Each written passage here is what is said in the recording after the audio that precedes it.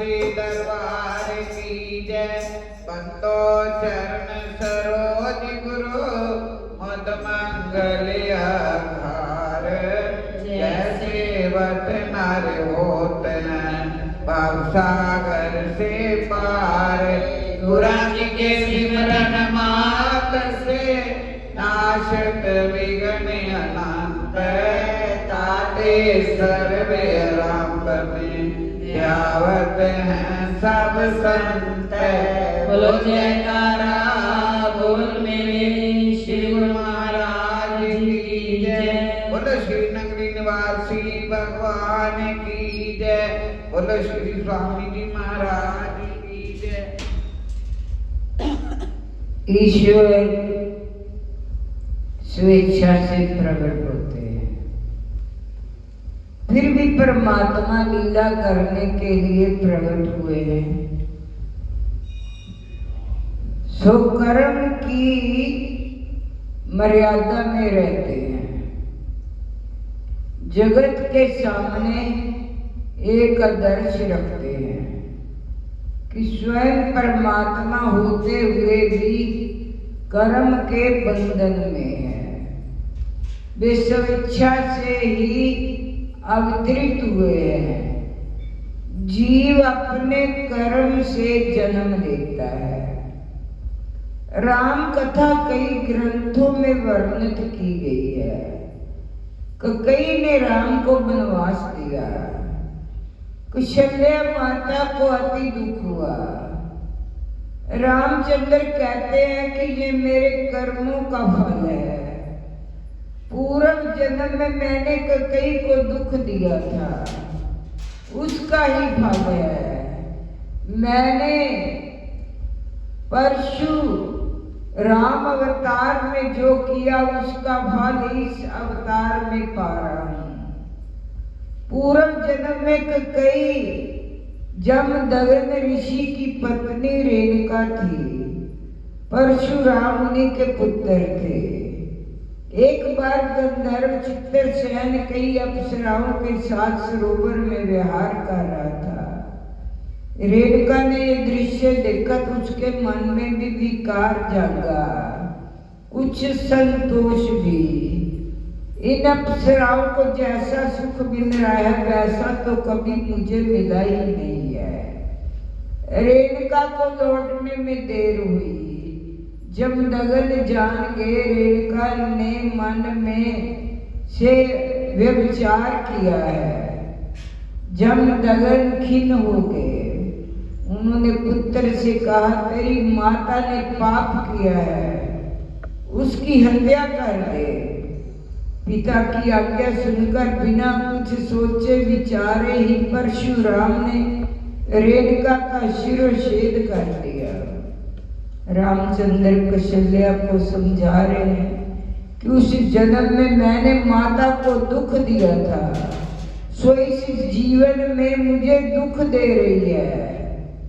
महात्मा तो यहाँ तक कहते हैं राम ने बाली की हत्या की थी तो वही बाली कृष्ण अवतार के समय पारिधि का रूप लेकर आया और भगवान को उसके बाण से प्राण त्यागने पड़े। किए हुए कर्मों का फल भुगतना ही पड़ता है। सारी रात लक्ष्मण जी और गुहक बातचीत करते हुए चौकसी करते रहे। ब्रह्म मुहूर्त में रामचंद्र जी ने स्नान आदि से निवृत्त होकर शिव जी की पूजा की। अपने जीवन में कुछ नियम होने ही चाहिए। जिसके जीवन में कुछ शुभ संकल्प नहीं है वह पशु से भी अदम है।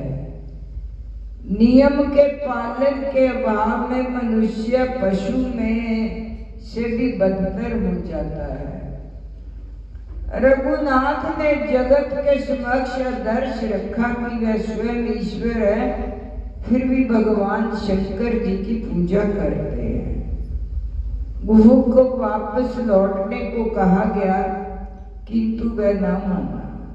तो राम जी ने कहा, ठीक है, हम चित्रकूट पहुंच जाएं तब लौट जाना। भगवान धीरे धीरे आगे बढ़ते जा रहे हैं। प्रयागराज में आए और वहां भारद्वाज मुनि के आश्रय में पधारे।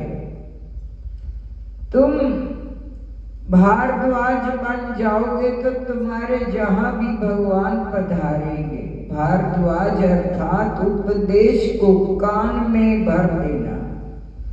इस जगत की बातों पर अधिक ध्यान देने से कोई लाभ नहीं होता, परंतु भक्ति में विक्षेप होता है। भारद्वाज अधिक बोलते नहीं है। वे बार बार राम कथा सुनते थे और रामचरण के बड़े अनुरागी थे। राम सीता लक्ष्मण के आगमन से वे बड़े हुए। आस पास के अन्य ऋषि भी आने लगे। भारद्वाज कहते हैं कि आज तक की कड़ी साधना का फल मिल गया। सभी साधना का फल है भगवान का दर्शन। भगवान के प्रत्यक्ष दर्शन के बिना शांति नहीं है।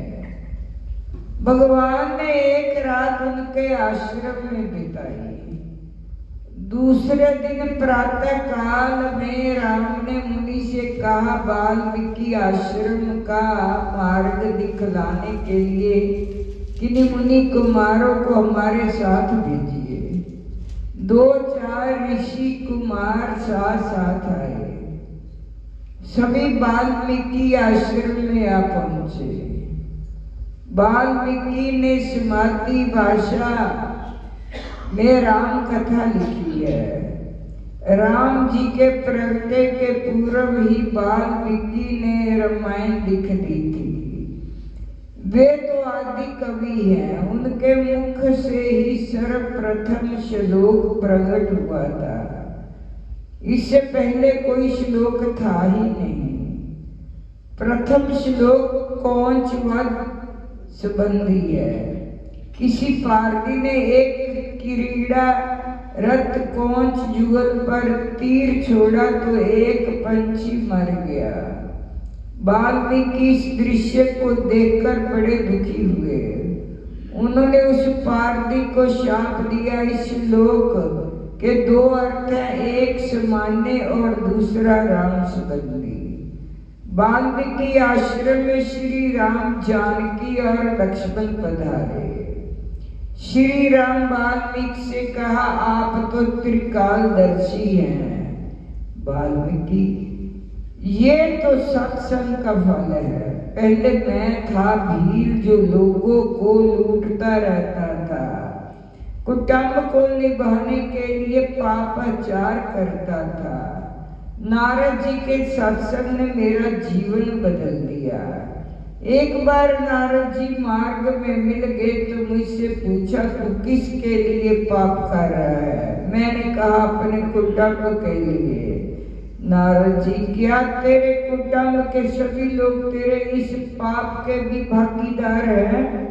मैंने कहा, क्यों नहीं, वे सब मेरे पाप के भागीदार हैं। नारद जी, तू अपने घर जा, सभी से पूछ क्या वे तेरे पाप में भाग में हिस्सा लेंगे। मैंने अपने घर आकर पत्नी संतान से कहा, तुम सब के लिए मुझे अत्याचार और पाप करना पड़ता है, सो तुम भी सब मेरे पाप के भागीदार हो, ठीक है ना?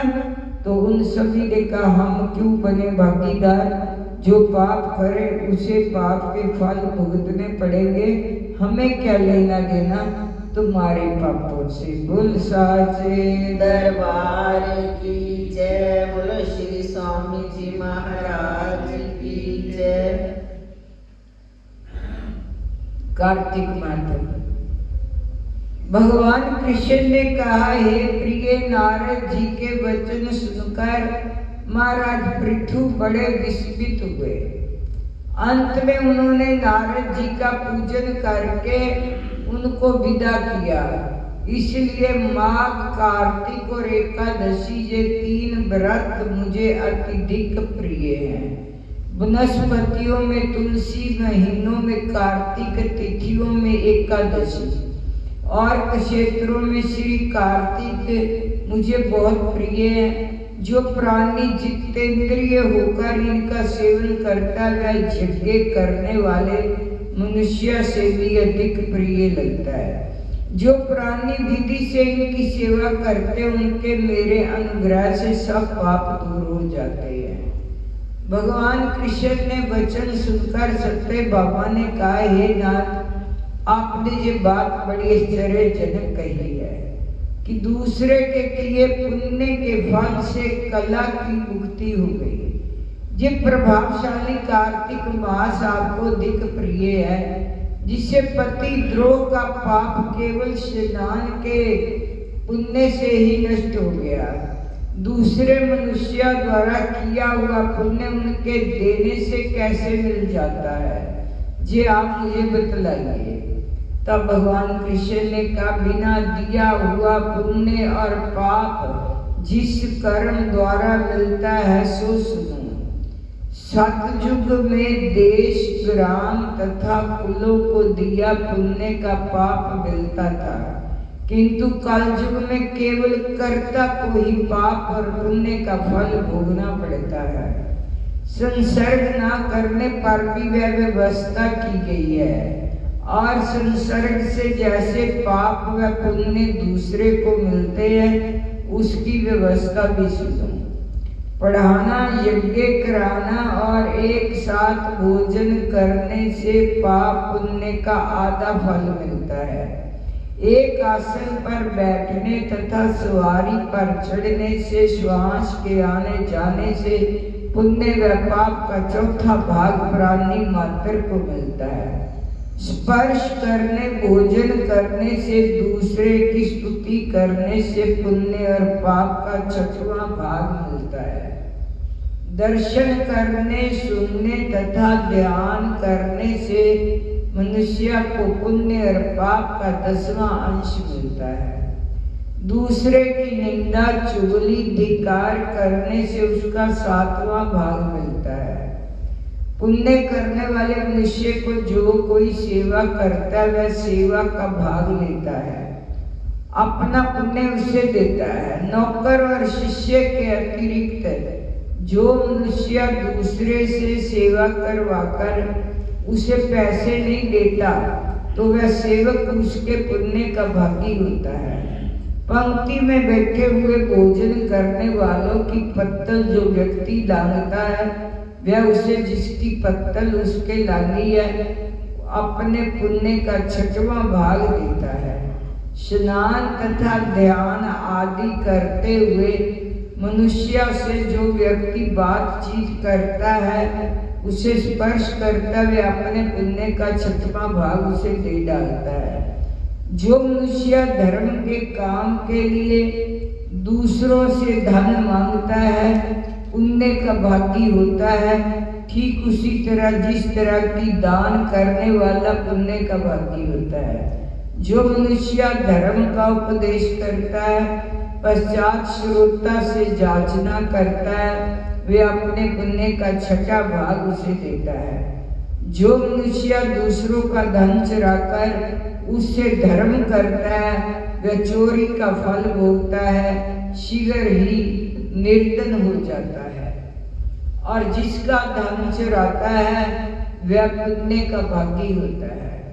बिना ऋण के तारे जो मनुष्य मर जाते हैं उनको ऋण देने वाले सज्जन पुण्य के भागी होते हैं। शिक्षा देने वाला, सलाह देने वाला, सामग्री को जुटाने वाला, प्रेरणा देने वाला ये पाप और पुण्य के 6ठे भाग को प्राप्त करते हैं। राजा के पाप पुण्य के शतांश का भोगी होता है कि गुरु शिष्यों का, पति पत्नी का, पिता पुत्र का, स्त्री पति के लिए पुण्य का 6वां भाग पाती है।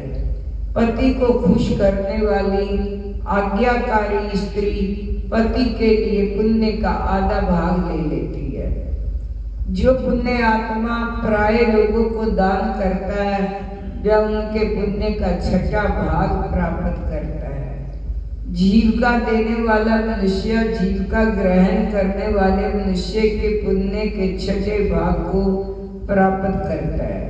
इस प्रकार दूसरों के लिए पुण्य अथवा पाप बिना देने के भी दूसरे को मिल सकते हैं, किंतु ये नियम जो है कि मैंने बतलाए हैं कालयुग में लागू नहीं होते।